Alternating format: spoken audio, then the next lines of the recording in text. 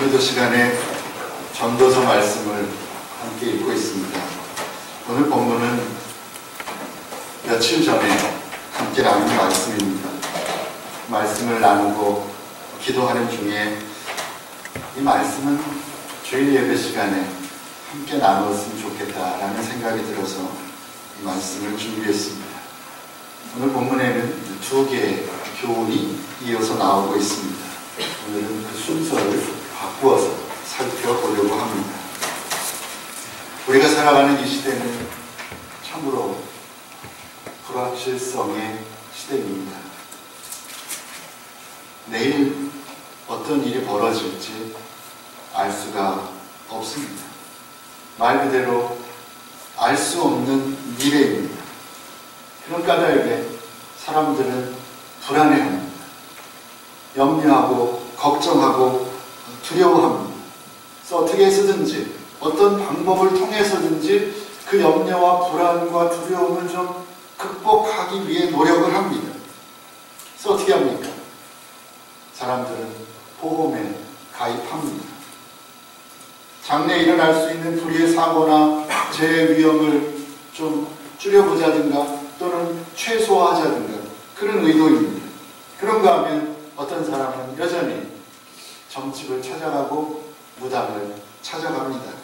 이 현상은 예나 지금이나 똑같습니다. 왜 그렇습니까?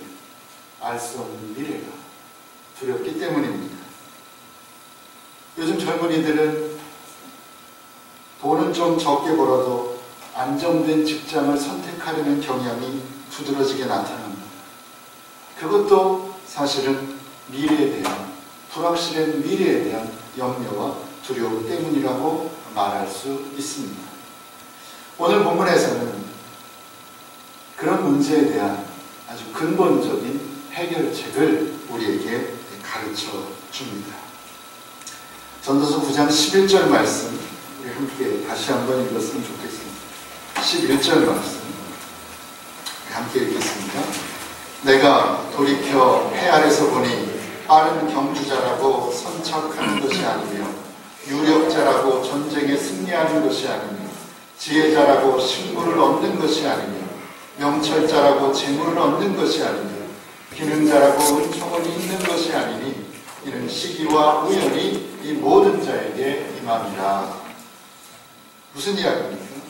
사람들은 노력한 만큼 결과를 얻는다고 생각하지만 맞는 말이지만 그것은 어디까지나 그럴 가능성이 많다는 것이지 절대적으로 그런 것은 아니다. 그런 의미의 말입니다. 여기서 전도서의 저자는 얼마든지 성공할 수 있는 사람이라고 생각했는데 예측했는데 나중에 보니까 그렇게 되지 않은 결과가 있더라라고 하며 그에 대한 예를 여러 가지로 들고 있습니다. 첫 번째로 든 것이 빠른 경주자입니다. 빠른 경주자라고 선착하는 것이 아니며 빠른 경주자면 먼저 도착해야 하는데 살아보니 그렇지 않더라 그런 말입니다. 올림픽 같은 큰 경기를 앞두고 대개 예상되는 우승 후보들이 있습니다. 어떤 사람들입니까? 평소에 중요한 시합에서 입상한 사람들이 거론됩니다.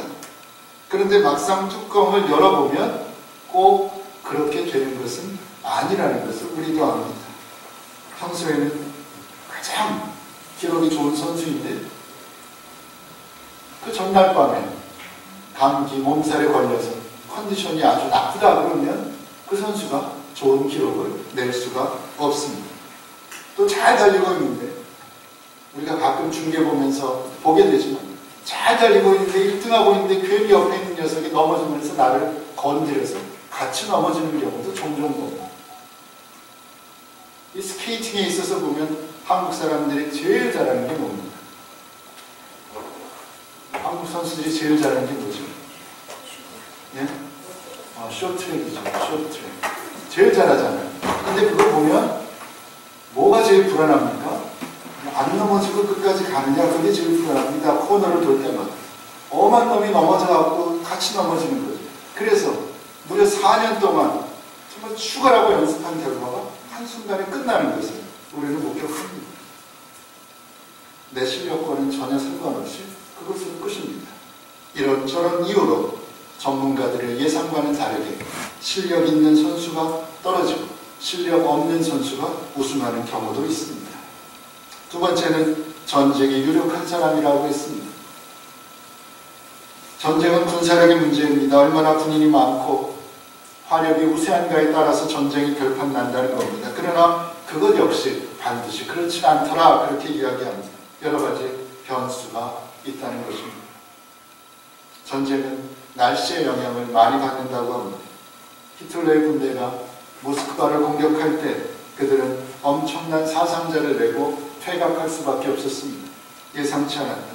예상했던 것보다 훨씬 강력한 추위 때문이었습니다. 독일군들은 후퇴할 수밖에 없었고 그것이 2차 세계대전의 분수령이 되고 맙니다. 그런 면에서 영국의 크롬웰 장군이 했다는 말은 설득력을 가집니다. 여러분, 우리가 최선을 다해서 준비합시다. 그러나 결과는 하나님께 맡깁시다.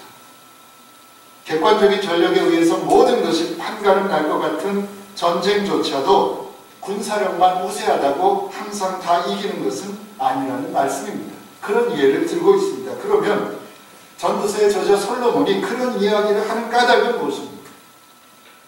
살아보니까 인생이라고 하는 것은 결코 1 더하기 1은 2와 같은 수학 공식이 아니더라. 그런 이야기입니다. 인생이 그렇게 딱 떨어지면 정말 좋겠는데 살아보니 인생은 내가 배운 대로, 내가 아는 대로, 내가 계획한 대로 되는 것이 아니더라는 말씀입니다. 인생에는 항상 의외의 변수들이 생기더라. 그런 말씀입니다. 그런데 우리 삶 속에서 일어나는 우리가 결코 예측할 수 없는 그런 불확실한 일들을 오늘 본문에서는 두 단어로 표현했습니다. 시기와 우연입니다. 시기와 우연이 모든 사람에게 임하더라. 그렇게 표현합니다. 여기서 시기는 히브리어로 에트라고 하는 것인데 하나님께서 정하신 때를 말합니다. 하나님이 지정해 놓으시고 계획해 놓으시고 또 성취하시는 그 때, 그것을 시기라고 표현했습니다. 그리고 우연은 히브리어 페가인데 예측할 수 없는 일들이 발생하는 어떤 사건이나 재난, 재앙을 뜻합니다. 그러니 시기와 우연이 모든 사람에게 임한다라고 하는 말의 뜻은 인생을 살다 보면 하나님의 뜻과 내 뜻이 잘 맞아서 형통할 때가 있는가 하면 전혀 그렇지 못할 때가 있다는 것입니다. 인생을 살다 보면 내 마음대로 어찌할 수 없는 그런 힘든 상황에 빠질 경우가 아주 많다는 것입니다. 심지어는 재앙이라고 밖에는 표현할 수 없는 그런 일을 맞이하는 경우도 있더라는 겁니다. 지난 월요일에 보스턴 마라톤 대회가 열렸습니다. 여러분 아시겠지만 아주 유서 깊은 대회입니다. 그런데 결승전 부분에서 폭탄 테러가 일어났습니다. 수백 명의 사상자가 났습니다. 경기에 참가했던 선수들은 물론이고 응원하기 위해 모였던 많은 사람들이 크게 다쳤습니다. 아무것도 모르는 어린아이가 죽고 청운의 꿈을 품고 유학을 와서 공부하던 학생들이 죽고 아까운 생명들이 꽃도 피워보지 못한 채 죽음을 맞이하고 말았습니다. 참 안타까웠습니다. 며칠 있더니 또 텍사스에 있는 한 비료 공장에서 폭발이 있었습니다. 수십 명이 죽었습니다. 2,000명 조금 넘는 인구를 가진 작지만 평화로운 도시 웨스트시는 아수라장으로 변했습니다. 폐허가 됐습니다. 또 어제 보니까 중국의 쓰촨성에서는 지진이 나서 수백 명의 사람이 죽고 수천 명이 넘게 다쳤습니다. 피해자는 점점 늘어나고 있습니다. 5년 전에 그곳에 지진이 나서 7만 명, 8만 명의 사상자가 났던 곳입니다. 떠날 수 없어서 그곳에 살면서 다시는 그런 일이 없기를 기도하고 기도했을 것입니다. 그런 일이 있으리라고 상상도 못했을 것입니다. 그런데 그런 일이 벌어졌습니다. 그것이 뭡니까? 우리의 삶의 현실입니다. 우리가 살아가는 인생이 그렇다라는 겁니다. 누가 그런 일을 상상이나 했겠습니까? 결코 예상하지 않았고 원치 않았던 재앙이 어느 순간 그들에게 임한 것입니다. 오늘 본문에서 말씀하는 것이 그것입니다. 12절에서 대저 사람은 자기의 시기를 알지 못하나니 모른다는 겁니다. 물고기가 재앙의 그물에 걸리고 새가 올무에 걸림같이 인생도 재앙의 날에 호련히 임하면 거기에 걸리느니라. 그렇게 말씀합니다.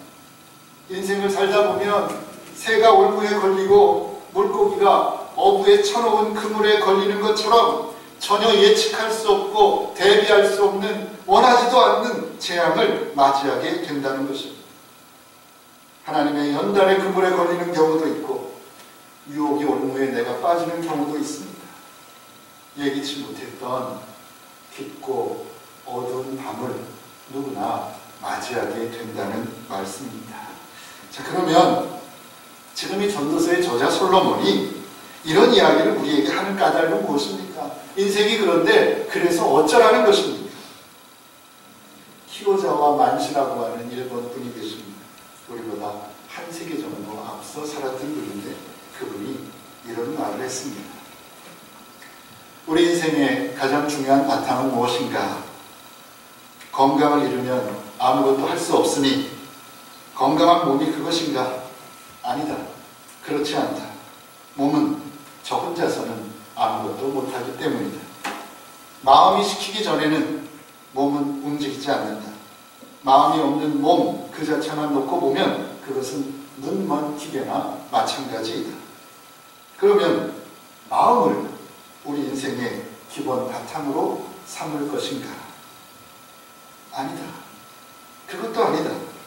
인간의 마음, 그것은 너무나 변덕스러운 물건이기 때문이다.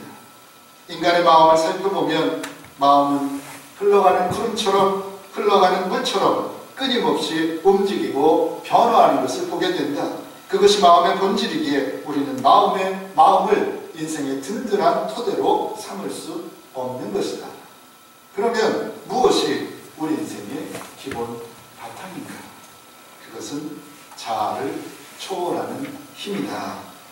자아를 초월하는 힘을 믿고 의지하는 그것이다 라고 이야기했습니다. 그는 자아를 초월하는 힘, 인간을 초월하는 힘, 즉 내 힘이 아닌 다른 힘, 타력을 의지하고 사는 것이 인간의 기본 바탕이라고 이야기하고 있습니다. 그는 비록 우리와는 다른 종교를 가진 사람이었지만 그 점에 있어서만은 우리와 생각이 같고 그 점에 있어서는 바로 깨달았다고 생각합니다. 인간은 결코 자기를 의지하고 살아서는 안 되는 존재라는 겁니다. 인간은 결코 자기를 의지하고 살 수 있는 존재가 못 된다는 겁니다. 인간은 결코 기대고 의지하고 의존할 만한 존재가 아니라는 것입니다. 그런데 지금 전도서의 저자가 말하고자 하는 것도 그것입니다. 한치 앞도 내다볼 수 없는 불확실한 시대를 살아가면서 우리가 믿고 의지할 것이 있다면 무엇인가? 그것은 오직 하나님 한 분뿐이다. 그 사실을 말씀하고 있습니다. 나는 내 인생의 주인이 될 만한 능력이 없음을 깨닫고 오직 하나님만이 내 인생의 주인이고 내 불확실한 미래의 주인임을 고백하며 살아가라는 것입니다. 그리고 그렇게 믿고 고백했으면 그 고백에 합당한 삶을 살아보라는 것입니다. 하나님을 믿는 사람답게, 내 인생에 하나님의 손안에 있음을 믿는 사람답게 무언가 다른 구별된 삶을 살아보라는 것입니다. 그리고 그것이 불확실성의 시대를 살아가는 우리에게 주시는 성경의 교훈인 것입니다. 좀 더 구체적으로 그러면 하나님을 믿는 사람답게 사는 구별된 삶은 무엇입니까? 바꿔 말하면 내일 일을 모르는 불확실한 인생을 우리가 살아가는데 그 그것이 엄연한 현실이고 그것은 우리가 어찌할 수 없는데 그런 현실 속에서 그래도 하나님의 자녀답게 인간답게 살 수 있는 방법은 과연 무엇인가? 오늘 본문에서 그에 대한 답도 우리에게 알려줍니다. 그것이 8절부터 10절에 있는 말씀입니다. 세 가지로 말씀하는데 잘 들으시고 꼭 그렇게 살아갈 수 있는 저와 여러분들 되시기를 바랍니다. 자, 첫 번째는 어떻게 살아야 되는가? 어떻게 살아야 정말 살아있는 동안에 그날이 오기 전에 하나님이 기뻐하시는 인간다운 삶을 살 수 있을 것입니다. 첫째는 깨끗한 생활을 하도록 노력하는 것입니다. 8절에 보시면 내 의복을 항상 희게 하며 내 머리에 향기름을 그치지 않게 할지니라 그랬습니다. 여기서 의복을 희게 하라는 것은 무엇입니까? 행실을 깨끗게 하라는 것. 좋은 옷, 깨끗한 옷을 입으라는 것이 아니라 마음을 정결하게 하고 마음을 깨끗하게 하고 행실을 깨끗하게 하라는 것입니다. 몸과 마음을 정결하게 하고 착하고 정직하게 살아라 그럽니다. 살아있는 동안 하나님 앞에 사람들 앞에서 깨끗하게 살아라. 우리 믿는 이들에게는 하나님이 주신 옷이 있습니다. 의의 옷입니다. 그 옷을 더럽히지 말라는 것입니다. 우리 하얀 옷 입었을 때 어떻게 합니까? 밝은 옷 입었을 때 어떻게 합니까? 그런 날 짜장면 먹으러 가면 큰일입니다. 짬뽕 먹으려고 하면 큰일입니다. 튈까봐 난리죠. 우리의 옷을 깨끗하게 보존하기 위해 노력합니다. 그런 것처럼 우리들은 하나님이 주신 옷, 의의 옷, 이거 더럽히지 않기 위해 노력해야 된다. 깨끗하게 살기 위해 노력해야 된다. 언제 어디에 있든지 하나님이 나를 지켜보신다는 사실을 잊지 말고 하나님의 그 시선을 정말 온몸으로 느끼며 조심조심 살아야 된다는 겁니다. 그래서 그렇게 살아가는 성도들의 삶 속에 향기로운 냄새가 풍겨나야 한다는 겁니다. 바꿔 말하면 하늘 냄새를 풍겨낼 수 있는 사람이 되어야 된다는 겁니다. 사람이 살아가면서 자신의 삶의 모습을 통해 분명히 어떤 향기를 풍겨내게 됩니다. 냄새가 납니다. 어떤 냄새가 나야 된다는 겁니까? 비릿하고 역겨운 더러운 인간의 냄새가 아니라 향기로운 냄새, 하늘 냄새를 풍기며 살아가라는 것입니다. 우리는 하나님 앞에서 그리스도의 향기로 부름받은 사람입니다. 그리스도의 향기로 부름받은 사람입니다. 얼마나 아름다운 말입니다.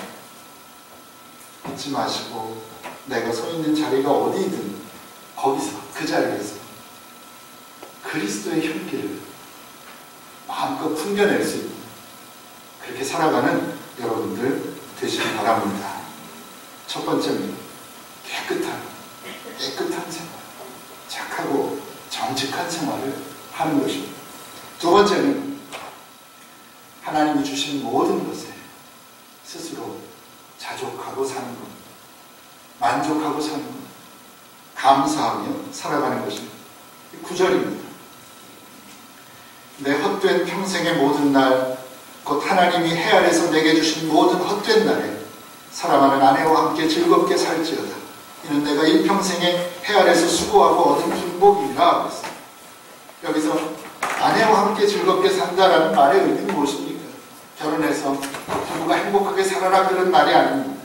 이 말은 주어진 현실에 스스로 만족하라는 겁니다. 주어진 현실에 스스로 만족해라. 즉 매사에 자족하며 살라는 말씀입니다. 하나님의 사람들은 남의 것을 탐내는 사람들이 되어서는 안 될 것입니다. 자신에게 주어지지 않은 축복을 탐내어서는 안 될 것입니다. 하나님은 우리에게 이미 많은 것을 주셨다라는 사실을 깨닫고 발견하고 감사하며 살라는 것입니다. 그렇게 이미 내게 주어진 것에 감사하면 더 좋은 것을 주시는 것입니다. 그것이 법칙입니다. 그렇기 때문에 우리가 받을 게 있다면 그때 받게 될 것입니다. 때가 되면 하나님께서 우리의 필요를 채워주실 것입니다. 그런 까닭에 오늘은 자족하고 만족하고 감사하며 살면 되는 것입니다. 욕심은 죄를 초래할 뿐입니다. 내가 욕심 부린다고 내 욕심대로 하나님이 주시는 것은 결코 아닙니다. 욕심은 죄를 초래합니다. 우리 안에 욕심이 있다. 조금씩이라도 내려놓고 이미 주신 것이 얼마나 많은지, 이미 주신 것이 얼마나 좋은 것들인지를 발견하고 자족하고 감사하며 살아가는 여러분들 되시기 바랍니다. 그래서 마음속 깊은 곳에서부터 항상 힘들어도 하나님 감사합니다. 하나님 정말 감사합니다. 그 하나님 그리 아니하실 줄 제가 기도하는 제목이 많이 있지만 소원하는 일들이 많이 있지만 그리 아니하실지라도 하나님 저는 감사할 것입니다. 그렇게 고백하며 살아갈 수 있는 성숙한 신앙인들 되시기를 바랍니다. 두 가지 말씀드렸습니다. 어떻게 살아야 되는가? 첫째는 깨끗한 삶을 살아야 합니다. 착하게 살아야 됩니다. 정직하게 살아야 됩니다. 두 번째는 어떤 형편에서든지 자족하는 삶을 살아야 됩니다. 불평, 불만, 원망 내려놓고 주신 것을 기억하며 하나님의 은혜를 생각하며 항상 감사하며 살아야 된다. 끝으로 세 번째는 살아있는 동안 내게 맡겨진 일에 최선을 다해야 한다라고 말씀합니다. 10절입니다. 무릇 내 손이 일을 당하는 대로 힘을 다하여 할지어다. 내가 장차 들어갈 음부에는 일도 없고 계획도 없고 지식도 없고 지혜도 없습니다. 죽으면 일하고 싶어도 일할 수 없다. 그날이 온다. 언젠간 누구에게나 오는데 어쩔 것이냐? 살아있는 동안에 열심히 일해라. 성실하게 일해라. 최선을 다해 일해라. 솔로몬은 하나님의 일에 충성해라. 그렇게 말씀하고 있습니다. 며칠 전에 라이널드 니버라는 미국 신학자의 평론의 기도를 제가 소개해 드렸습니다. 하나님, 우리에게 이런 지혜를 주시옵소서. 우리가 변화시킬 수 없는 현실을 받아들일 수 있는 평온함을 주시고, 변화시킬 수 있는 것은 변화시킬 수 있는 용기를 주시옵소서. 그리고 이 두 가지를 구분해낼 수 있는 지혜를 주시옵소서라고 하는 기도문입니다. 할 수 없는 일에 대한 미련은 버려야 합니다. 막연히 욕심낸다고 주어지는 것은 아닙니다. 할 수 없는 일은 못하는 겁니다. 그러나 내가 할 수 있는 일이 무엇인가, 하나님이 내게 원하는 것이 무엇인가를 깨닫고 내가 할 수 있는 일에 대해서는 열심을 내야 한다는 것입니다. 게으르지 말고 내게 맡겨진 일에 최선을 다하며 살아라. 그것이 오늘 전도서의 저자가 우리에게 주는 교훈입니다. 무슨 이유에서인지 지금 해야 할 일들을 하지 않는 사람들이 많이 있습니다. 교회 밖에서도 그렇고 교회 안에서도 그렇습니다. 세상 일도 그렇고 교회 일도 그렇다는 말씀입니다. 그러나 꼭 기억해야 할 것이 있습니다. 시간이 언제까지나 나를 기다려주는 것이 아니라는 사실입니다. 일하고 싶어도 일하지 못할 때가 올 것입니다. 그런 까닭에 할 수 있을 때, 그래도 움직일 수 있을 때, 건강 있을 때 최선을 다해야 할 것입니다. 그날이 오기 전에 불현듯 그날이 우리에게 다가올 것인데, 그날이 오기 전에 하나님께서 내게 맡긴 사명을 감당해야 하겠다는 말씀입니다. 죽은 후에 내 몸으로 할 수 있는 일은 하나도 없기 때문입니다. 우리 몸은 죽은 후에 쓰라고 주신 것은 아닌 것 같습니다. 살아있을 때 쓰라고 주신 것입니다. 살아있는 동안 하나님을 위해, 사람들을 위해 후회 없이 봉사하고 후회 없이 충성하라고 우리에게, 여러분에게 건강도 주시고 재능도 주시고 시간도 주시고 물질도 주신 것입니다. 하지만 그 시간을 놓치고 나면 아무 소용이 없습니다. 더 늦기 전에 하나님 앞에서 내가 해야 하는 일이 무엇인지, 또 내가 할 수 있는 일이 무엇인지를 발견했으면 그 일에 최선을 다하는, 충성을 다하는 저와 여러분들 되시기를 바랍니다. 여러분의 인생을 하루에 한번 빗대어 보시기 바랍니다. 지금 내 인생은 하루에 어디쯤 와 있습니까? 어디쯤 와 있습니까? 제 설교 준비하면서 한번 생각해 봤습니다. 저는 어디쯤 와 있을까요? 저 어디쯤 있습니까? 아침 10시요? 밤 10시요?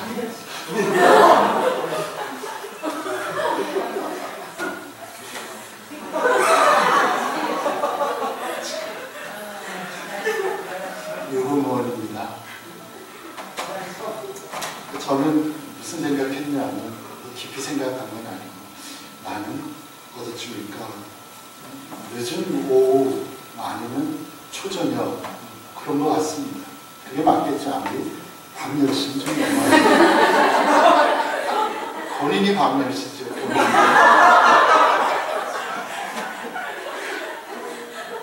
저녁입니다. 어차피 같이 저녁인데 어떻습니까, 여러분? 잘 생각해보면 끔찍하죠. 젊은 분들은 무슨 소리 하나 그러겠지만 나이가 들다 보면 끔찍하죠. 하루 24시간 끝인데 벌써 저녁이래요. 어찌할 것입니까? 남은 날을 계수하며 살 수 있는 지혜를 우리가 가지고 살아야 할 것입니다. 오늘 성경은 인생의 헛된 날을 의미 있는 날로 바꿀 수 있는 방법을 우리에게 가르쳐 주십니다. 우리의 행실을 깨끗하게 하라고 말씀하십니다. 착하고 정직하게 살아라. 그래서 너희의 선한 행실을 보고, 사람들이 하나님의 존재를 발견하고 하나님께 영광 돌리는 삶을 살아라 라고 하신 주님의 명령을 지켜 행해야 되겠다는 것입니다. 그리고 또 하나 중요한 것은 어떤 형편 속에서도 좌절하지 말고 낙심하지 말고 자족하며 감사하는 삶을 살라고 말씀하십니다.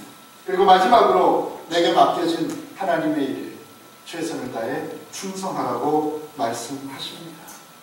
그렇게 살기 위해 최선의 노력을 기울이는 저와 여러분들 되시기 바랍니다. 나는 언제 어디서나 하나님을 믿는 사람임을 잊지 마시고, 언제 어디서나 하나님을 믿는 사람답게 구별된 모습으로 살아가는 여러분 되시기를 우리 주님의 이름으로 축원합니다. 기도하겠습니다.